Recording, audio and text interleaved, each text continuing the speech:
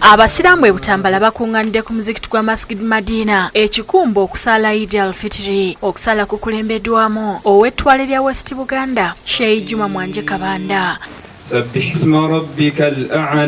Ku mulundi guno abasiraamu basalidde bweru olw'obungi bwabwe. Sheikh Mwanje ayozayozezza abasiraamu olw'okutuuka ku lunaku luno era n'ayozayoza ne President Museveni olw'okutuuka ku kulayira okwabaddewo olunaku olw'eggulo. Era abeere ng'akola ng'asinziira ku mateeka ge yalayiriddemu Katonda amulungamye. Asabye abakulembeze abagenda okulayira okukolera abantu nga tebatunuulidde nzikiriza oba ggwanga. Mukkirize ebyo mwasuubiza abantu abajjayo bali era bajja kubajjayo nga temubakoledde. Akuutidde abasiraamu okusigala nga beeyisanga bwe babadde mu kisiibo era nti bakole ebyo Allah by'ayagala nga tebeerabidde nti obulwadde bwa COVID-19 bukyaliyo. Basobola okwekebeza mwekebeze, abasobola okugenda okugemebwa mugende mugemebwe.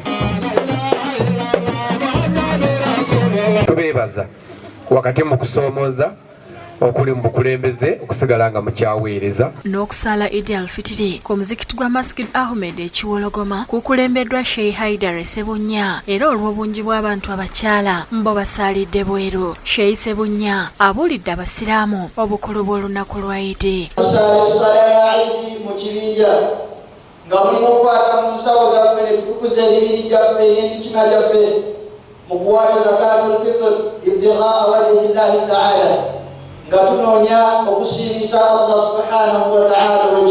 Imaamu w'omuzikiti guno Ahmed Bale Junior yeebazizza bonna abasiibuludde abantu mu kisiibo. Tukubiriza abasiraamu nga tubadde tuweeyisa bajjamaa tweyise buti mu Ramadaan obadde osaddaaka obadde oliisa abantu bulungi baliise obadde oyita abantu olunga oluganda genda mu maaso. Omutandisi w'omuzikiti guno Hajj Ahmed Bale akubirizza abantu okulaakulanya emizikiti egiri mu byalo gye bazaalwa.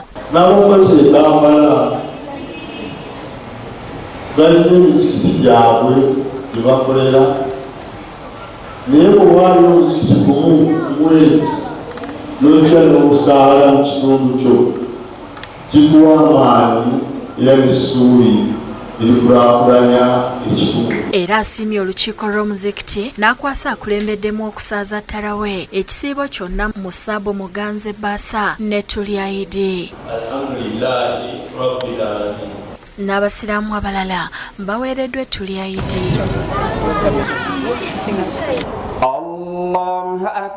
Ate okusala Eid ku muzikiti gwa Masjid Kabuliti Nalukolongo kukulembeddwamu omukulu w'ettwale ly'e Nateete Sheikh Ahmed Mugenyi. Ono akuutidde abakulembeze ku mitendera egy'enjawulo okuba n'ekisa eri abo be batwala. Weesibwa Allahu subhanahu wa ta'ala aga nti omukulembeze oyo atali mwenkanya mu kulamula kwe Allah tabaraka wa ta'ala ajja kumukwatako. Naye ayozayozeza pulezidenti olw'okuddamu okukwata enkasi okufuga eggwanga mu kisanja eky'omukaaga. Asabye abavubuka okukkiriza mu bukulembeze bwa President Museveni bave mu kwekalakaasa. Mujja kutuuka kukulembera ggwanga lino nga muli mu mbeera ey'okwokya ebipiira, mu mbeera ey'okwekalakaasa, mu mbeera ey'okuwa abasirikale amayinja.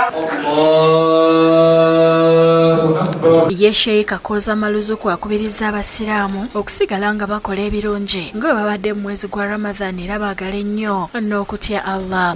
Tulina okukimanya kyolunaku olw'enkya tugenda kuddizibwayo eri Allah subhanahu wa ta'ala. Abyogedde akulembeddemu okusaaza Eid al-Fitri ku Ramrat Masjid Takuwat Bugabo Katabi mu Ntebe mu disitulikiti y'e Wakiso. Ono era yeebazizza abasiraamu abasibye ne yeebaza ne Allah olw'okubayisa mu kisiibo. Tutendereze Mungu subhanahu wa ta'ala olw'okutusobozesa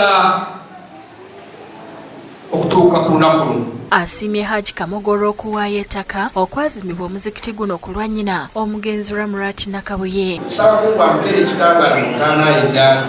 Nsaba Mungu amwejjana etaata okusaba Allah musaaza. Hajj Kamoga yeebazizza abasiraamu okusiiba era abasiibululidde mu maka ge.